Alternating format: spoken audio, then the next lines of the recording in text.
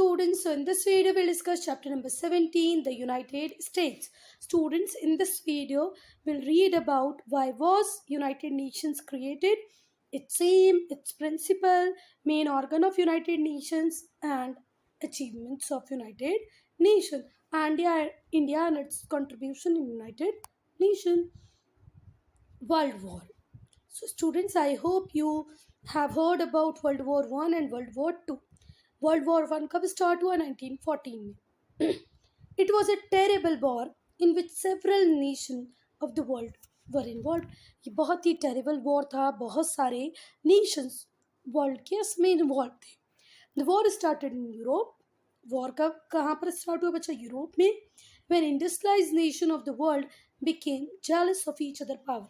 अच्छा, जितने भी इंडस्ट्रियलाइज्ड नेशन थे वो एक दूसरे से जेलस फील करने लग गए थे. सबके डेवलपमेंट का पेस अलग अलग था, तो उनके इस जेलस ने किसको बर्थ दिया? वर्ल्ड वॉर वन को. अच्छा, इनिशियली वर्ल्ड वॉर वन एक तो छोटी छोटी कंट्रीज़ के बीच में हुआ था, जो थी ऑस्ट्रिया, हंगरी एंड सर्बिया. पर बाद में किसी को उस टाइम तक पता नहीं था कि सीक्रेट अलायंसेस बने हुए हैं ये छोटी छोटी कंट्रीज़ के बड़ी बड़ी कंट्रीज़ के साथ. तो सीक्रेट अलायंस के थ्रू एक के बाद एक कंट्री वॉर में आती गई, और जो वॉर दो कंट्रीज़ के बीच में था वो दो country Austria and Hungary plus Serbia अब एक बहुत बड़ा वॉर बन गया, जिसको हमने बाद में वर्ल्ड वॉर वन बोला. And that time each country wanted its own empire to grow. हर कंट्री अपने एम्पायर को ग्रो करना चाहती हैं. Million of soldiers and other people were killed और वोंडेड. बहुत सारे सोल्जर्स की डेथ हुई, मिलियंस ऑफ सोल्जर्स की डेथ हुई, बहुत सारे को वूंड हो गए, चोट लग गई. बहुत बड़ी बड़ी सिटीज़ वो destroyed and there was shortage of food grains की सब शॉर्टेज हुई. पूरी की पूरी सिटी डिस्ट्रॉय हो गई, बहुत सारे लोगों किल हो गए, बहुत सारे लोगों को वूंड्स हो गए. After few year of peace world war two broke out. थोड़े टाइम पीस रही. 1914 में वर्ल्ड वॉर वन शुरू हुआ, ख़त्म हुआ 1918 में. वर्ल्ड वॉर टू शुरू हुआ 1939 में. तो बच्चा 18 से 38 तक थोड़ा बहुत पीसफुल एनवायरनमेंट रहा. फिर वर्ल्ड वॉर टू चालू हो गया 1939 से. It ended in 1945. और कब खत्म हुआ? 1949 में. कैसे खत्म हुआ? When US dropped atomic bombs over two Japanese countries Hiroshima and Nagasaki. World war two ख़त्म किया यूएसए ने. कैसे ख़त्म किया? जापान की दो सिटी हैं हिरोशिमा और नागासाकी, दोनों पर एटम बॉम्ब गिरा कर. The loss of life and the destruction of cities in the World War II was much greater than World War One. बच्चा, अगर हम World War One से World War II को कंपेयर करें तो जो ह्यूमन लॉस है, ह्यूमन लाइफ का जो लॉस है, ये सिटीज़ का जो डिस्ट्रक्शन है, वो World War II में ज़्यादा हुआ as compare to World War One. ये इमेज है वर्ल्ड वॉर वन की, और ये इमेज जो है the devastation of Hiroshima after nuclear bomb was dropped. किस तरीके से पूरा के पूरा हिरोशिमा खत्म हो गया. Formation of United Nations. After world war two the nation of the world come together to find way of preventing wars in future.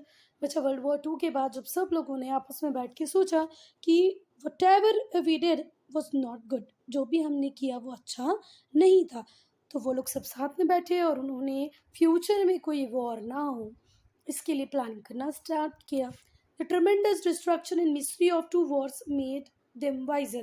जब दो वर्ल्ड वॉर वन और वर्ल्ड वॉर टू दोनों वॉरों में जब उन लोगों ने देखा कि कितना डिस्ट्रक्शन हुआ है, ह्यूमन लाइफ प्रॉपर्टी का, कितनी ह्यूमन लाइफ ख़त्म हो गई है, कितना लॉस प्रॉपर्टी का हुआ है, कितना ह्यूमन लाइफ का लॉस हुआ है, ये सब देखकर उन्होंने एक ऐसे ऑर्गेनाइजेशन की बात की जो वॉर को होने से रोके.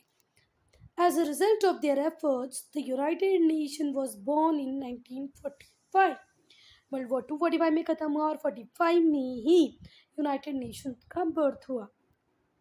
A set of rules called Charter of United Nations was made at the conference in San Francisco. San Francisco कहाँ है बच्चा? United states of America. San Francisco कहाँ पर है? यूएसए में है. यूएसए में कुछ रूल्स रेगुलेशन तैयार किए गए और उनको क्या बोला गया? बोला charter of United Nations. Initially it was sign by 50 members countries. कितनी कंट्रीज़ ने साइन किया बच्चा? 50 कंट्रीज़ ने साइन किया. ऑन 24 अक्टूबर 1945 24 अक्टूबर 1945 में 50 मेंबर कंट्रीज मिली, बैठी, उन्होंने कुछ सेट रूल्स बनाए, उन रूल्स को चार्टर ऑफ यूनाइटेड नेशंस कहा गया और उसको साइन किया। ठीक है, कोई प्रॉब्लम है तो please write in comment section. Today 193 countries are member of United Nations. आज यूनाइटेड नेशंस में कितनी कंट्रीज हैं बच्चा? 193 कंट्रीज़ हैं। जो लास्ट एडिशन हुआ है वो साउथ सूडान का हुआ है, और साउथ सूडान खुद इंडिपेंडेंट नेशन कब बना है? 9 जुलाई 2011 में। मेरी बात सुने, आज यूनाइटेड नेशंस में कितनी कंट्री? 193 कंट्रीज़ हैं। लास्ट एडिशन किस कंट्री का हुआ है? South Sudan. साउथ सूडान खुद कब इंडिपेंडेंट हुआ है? 9 जुलाई 2011। ठीक है, अब हम लोग देखेंगे aims of United Nations. According to the charter of United Nation its aims are. Charter में हमने कुछ स्पेसिफिक थिंग्स लिखी थी, उसमें एम्स भी थे। फर्स्ट एम है to maintain international peace and security. First aim of United Nation is to maintain peace and security. The main aim of United Nations is to prevent war. आगे future में कोई war ना हो, ये main responsibility थी United Nation की। Disputes were discussed at the meeting and efforts are made to find a peaceful solution. जो भी डिस्प्यूट किसी भी दो कंट्रीज़ के बीच में है, उनको हम लोग मीटिंग में बैठ के सॉल्व करेंगे, और ज़्यादा से ज़्यादा हमारा फोकस होगा, एफर्ट्स हमारे होंगे कि हम उस डिस्प्यूट को पीसफुल मैनर में सॉल्व कर लें। ठीक है, sometimes when there is a danger of war between two nations, the UN sends a military force called peacekeeping forces to prevent war. जब कभी ऐसे लगता है कि दो कंट्रीज में वॉर लाइक सिचुएशन है, वॉर होने वाला है, तो यूनाइटेड नेशंस अपनी मिलिट्री फोर्स वहाँ भेजता है, जिसको हम क्या बोलते हैं? Peace keeping forces. ठीक है, next aim is to develop friendly relations between nations. United Nations के ऊपर रिस्पॉन्सिबिलिटी है कि वो जितनी भी नेशन एग्जिस्ट कर रहे हैं उन सब में फ्रेंडली रिलेशन एस्टेब्लिश कराए, to encourage respect for human rights and freedom of all the people. It is also the responsibility of United Nations organisation to take care about the human rights. All member nations of United Nations are expected to ensure that human rights are upheld in their country. जितने भी United Nations के member countries हैं, all 193 member country must ensure that they are giving proper rights to their citizens.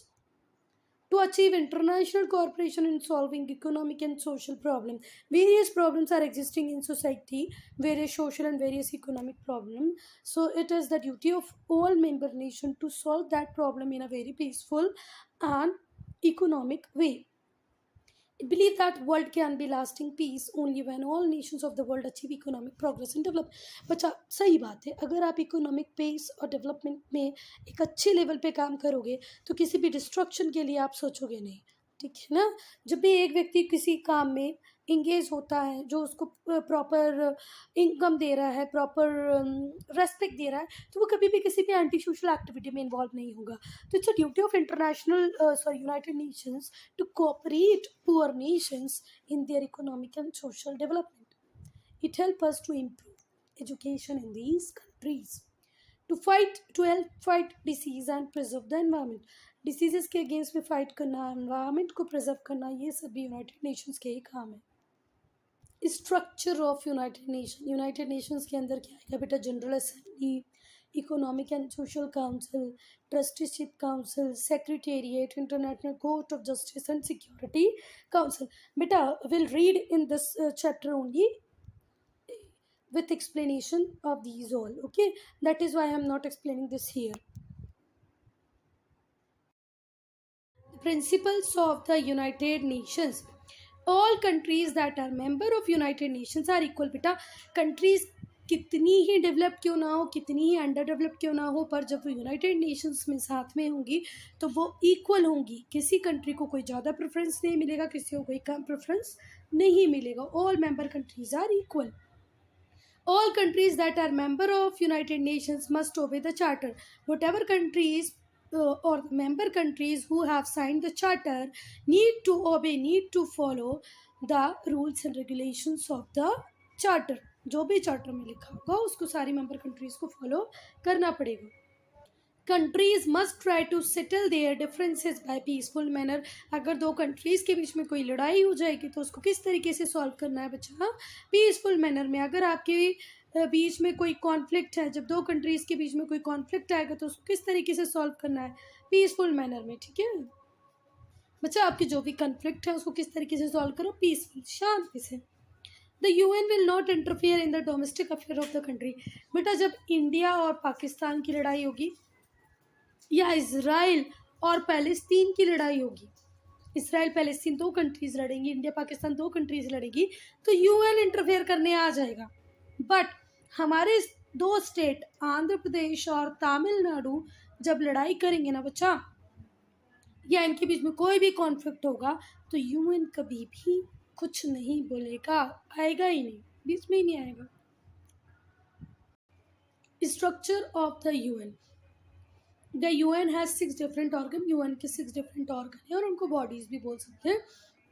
UN के 6 different bodies और organ: general assembly, security council, secretariat, economic and social council, international court of justice and trusteeship council.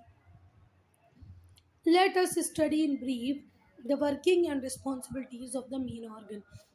Briefly discuss करेंगे कि हर organ की क्या importance है और क्या responsibility है। The general assembly is the main organ of United nation. United Nations का सबसे मेन ऑर्गन है जनरल असेंबली। 193 मेंबर कंट्रीज हैं यहाँ पर। Each country has 1 vote. Her country के पास 1 वोट है। It meets every year. हर साल मीटिंग होती है। हर कंट्री के पास 1 वोट है। टोटल 193 कंट्री है। Discussion all actions of the UN are held in general assembly. सारे डिस्कशंस कहाँ पर होते हैं? जनरल असेंबली में ही होते हैं। Every member country can put forward its ideas and opinion. हर कंट्री अपने आइडियाज़ को, ओपिनियन को सामने रखेगी। Based on the discussions decisions are taken. Discussion के बेसिस पे डिसीजंस लिए जाएंगे कि क्या आपको एक्शन लेनी है, क्या करना है, क्या नहीं करना है। ये जनरल डिस्कशन के बाद ही डिसाइड होगा। Member decide routine matters with simple majority vote.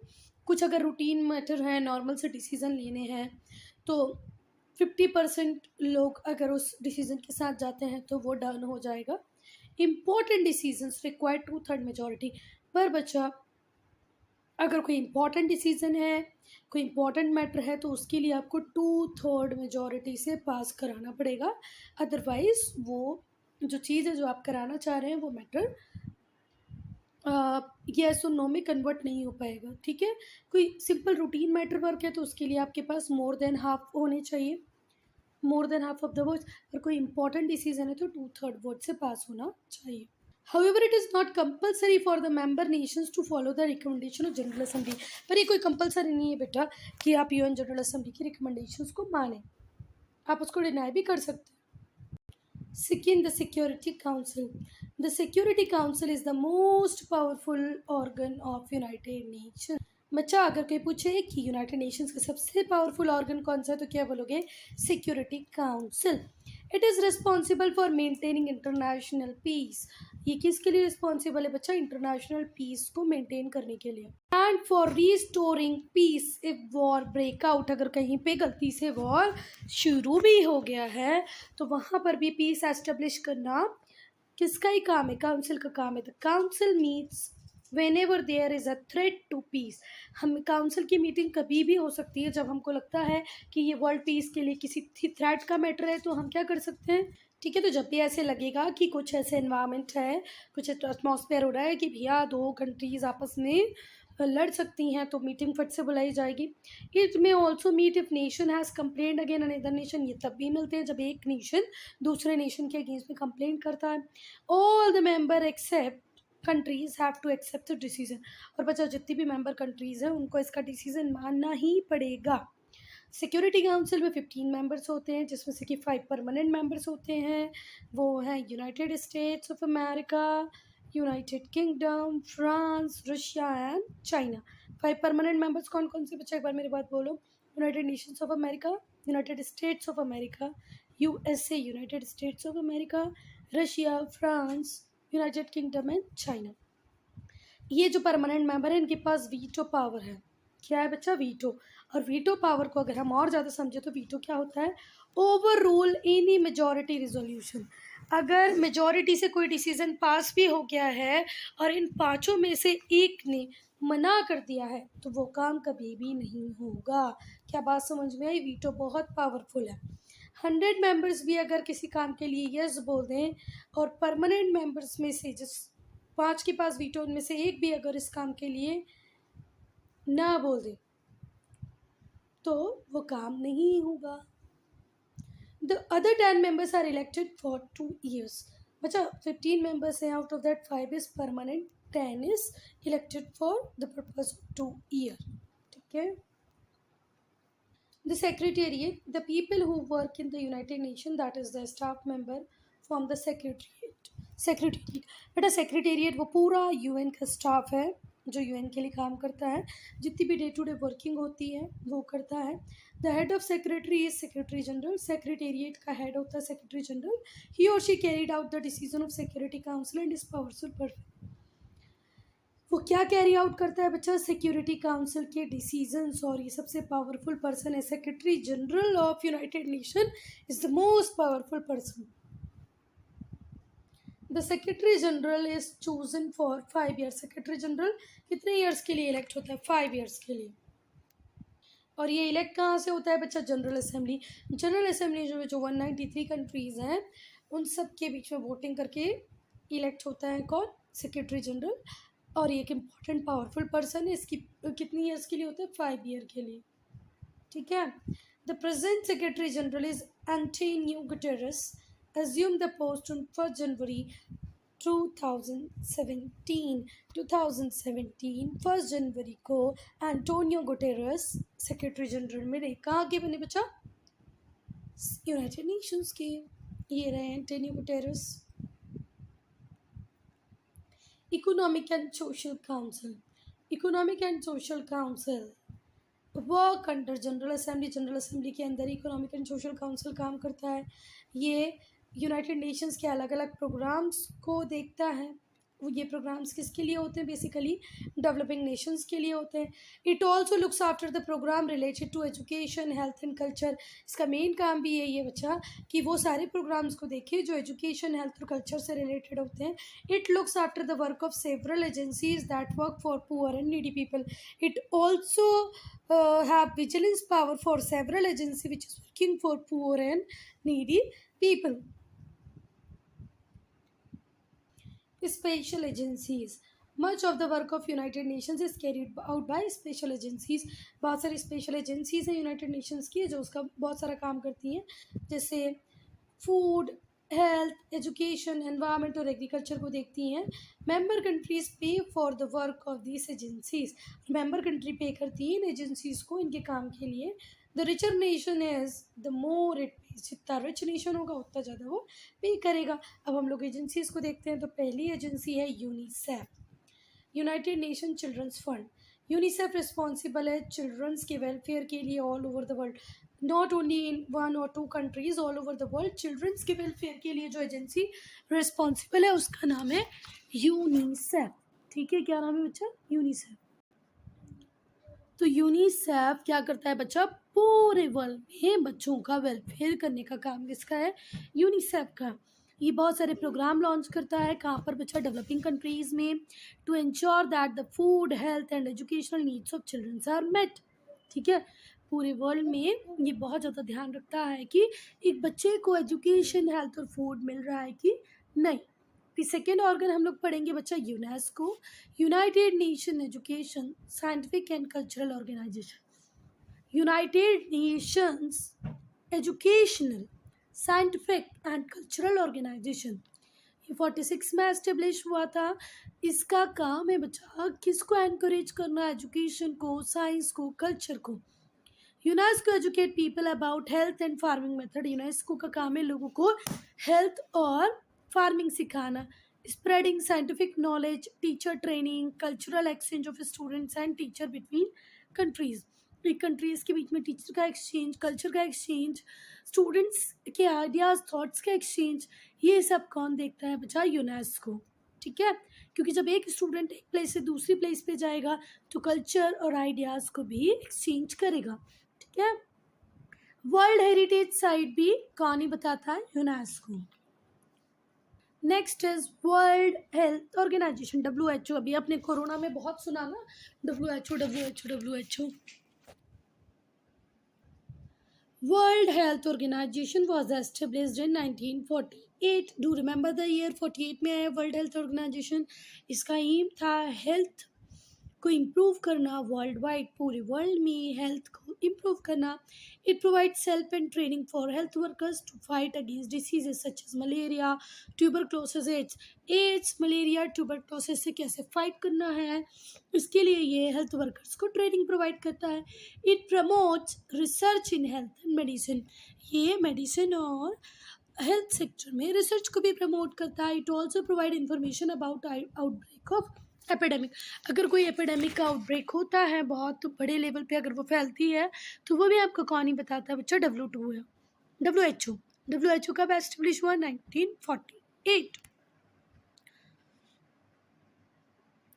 Food and agriculture organization, FAO, food and agriculture organization, इसका एक ही एम है बच्चा और ये बहुत इंपॉर्टेंट है, सबके लिए इंपॉर्टेंस रखता है। फ्रीडम फ्रॉम हंगर, भूख से पूरे वर्ल्ड को क्या कराना है? इंडिपेंडेंट कराना है, फ्री कराना है। For every human in the world, कोई भी जो पर्सन हमारे वर्ल्ड में रह रहा है वो भूखा ना हो, हंगर से फ्री करा दो। हंगर होनी ही नहीं चाहिए सोसाइटी में, कंट्रीज में। It help nation to increase food production, ये नेशन को हेल्प करता है कि किस तरीके से वो अपना एग्रीकल्चर प्रोड्यूस, फूड प्रोड्यूस बढ़ा सकते हैं। It provides them with the help of getting better seeds, वो better seed, controlling crops and animal disease का भी आपको प्रॉपर नॉलेज देता है। इरिगेशन फैसिलिटीज़ को आप इम्प्रूव कैसे कर सकते हैं, कौन सा सीड ग्रो करेंगे तो आपको ज़्यादा प्रोड्यूस मिलेगी, कंजर्वेशन ऑफ सॉइल कैसे करना है, फॉरेस्ट को क्यों कंजर्व करके रखना है, किस तरीके से आप कंजर्वेशन कर सकते हैं, ये सब भी आपको FAO, food and agriculture organization बताता है। It also warns of food shortage and arranges food for people suffering during such times, अगर किसी कंट्री में फूड शॉर्टेज बहुत ज़्यादा है, लोग सफ़र कर रहे हैं, तो ये वहाँ पर फूड भी प्रोवाइड कराता है। International labour organization, the aim of international labour organization is to improve the working condition of living of standard of working class और लेबर्स के स्टैंडर्ड को इम्प्रूव करना, उनकी लिविंग कंडीशंस को इम्प्रूव करना किसका काम है? इंटरनेशनल लेबर ऑर्गेनाइजेशन का काम है। और ये भी एक एजेंसी है, किसकी बच्चा? यूनाइटेड नेशंस की। अब हम पढ़ते हैं अचीवमेंट्स ऑफ यूनाइटेड नेशंस। पहला अचीवमेंट तो मैं आपको बताऊं कि आज तक की डेट में वर्ल्ड वॉर 3 नहीं हुआ है ना, and it is the success of United nation.